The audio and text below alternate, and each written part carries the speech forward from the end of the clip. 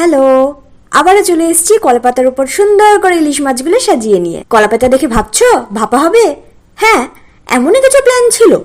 মাকে বলতেই মা চিল্লে উঠলো, এই 43 ডিগ্রি গরমে ইলিশ ভাপা খেয়ে যদি কারোর একটা শরীর খারাপ হয়েছে তাহলে তোর একদিন কি ইলিশের একদিন। এবার আমার কথা নয় বাদই দিলাম, ইলিশগুলোর একটা প্রেস্টিজ আছে কিনা। তাই আজ ওদেরকে আর কলা বইয়ের মতন সাজাবো না, সোজাসুজি গায়ে হলুদ করিয়েই কড়াই ভর্তি ঝোলে ওদেরকে 7 পাকে ঘোরাবো। সাথে নিকবার আলু আর পটলও থাকবে। তাই লবণ আর হলুদ দিয়ে মাছগুলোকে হালকা মাখিয়ে পিটোপিট ভেজে নিচ্ছি।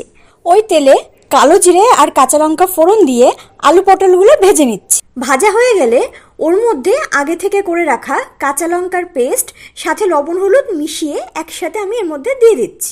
এবার মাছগুলোকে দিয়ে একটু নেড়ে চেড়ে জল আর কাঁচা লঙ্কা দিয়ে ফুটিয়ে নিলেই তৈরি 43 ডিগ্রি এই ঠাটা পোড়া গরমের স্পেশাল ইলিশের ঝোল।